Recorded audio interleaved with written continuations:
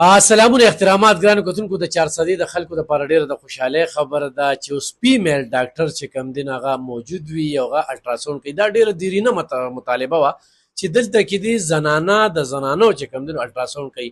نو 400 د کلر ډاپلر الټراساوند دا اوس چې کوم دی نو د اومن اند چلډرن اسپیټال مخې ته دی. موږ به د ډاکټر رفیع سره خبرې اترې کوو او هغه الټراساوند حوالې سره به پوښتنه کوو. ماشومان پیدا کیږي، امید پیدا کیږي، اکثر لاړ شي الټه دی دا دی خلک بیا ډېر ټینشن کې واچي. اوس په دې حالاتو کې الټراساوند کله پکار یو دا څومره ضروري دی. نو دغه یو پوښتنه به ترې کوو چې په دې راته دی لږ شانتې بریفینګ راکړي. ډېره زیاته مننه د وخت راکولو جي. څه به وایې د ماشوم حوالې سره یا د کله الټراساوند پکار دی؟ جی ډیره مهرباني.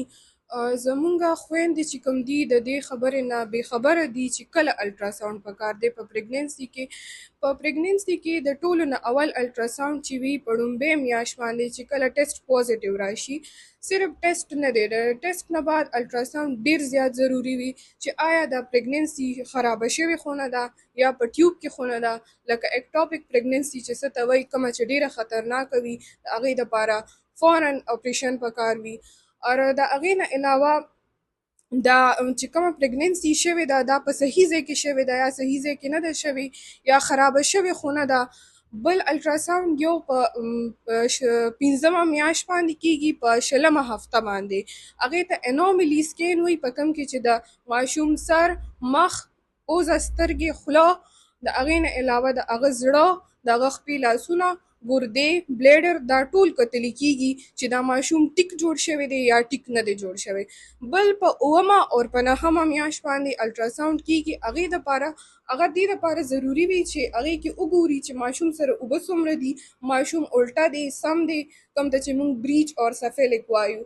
اور هغې نه علاوه پلیسنټا مونږ ګورو چې پلیسنټا پریویا خو نه ده یا چې کوم دی پلیسنټا انټیریر ده، پوسټیریر ده، لکه دا مونږ دې دپاره ګورو چې دا کیس نارمل دی یا به دا سیزیرین سایډ ته ځي.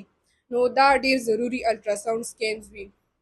د دې نه علاوه که تاسو ته خپل ډاکټر ووایي چې ورشه ته الټراساوند وکړه، هغه که څه ټایم هم وي نو تاسو تلی شئ او ضرور کوئ خپل الټراساوند. ډاکټر صاحب ډاکټر د 400 د ډاپلر الټراساوند دی کې تاسو څه ټیم ناست یې او د دې باره کې د کلینیک باره کې څه وایي؟ دا خو زمونږ 24 غنټې سروس دی. مارننګ شفت دی، دې کې ایوننګ شفت دی، نایټ شفت دی، دې کې فیمیل ډاکټرانی وي. زمونږ فوکس ټول په فیمیل باندې دی. میل هم دلته راتلی شي خو فیمیل باندې زمونږ فوکس دی ځکه چې دلته کې به ډېر تکلیف وپیله اور فیمیل ډاکټره به نه وه نو پیشنټس به په ځان ډېرې سختې تېرولې او هغې به نه تلل.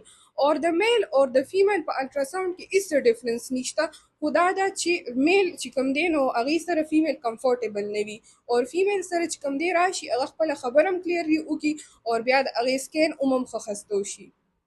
ډېر کم قیمت لګولې دی نو د دې څه وجه او دا ډاپلر مشین څه ته وایي لکه ډاپلر الټراساوند څه ته وایي؟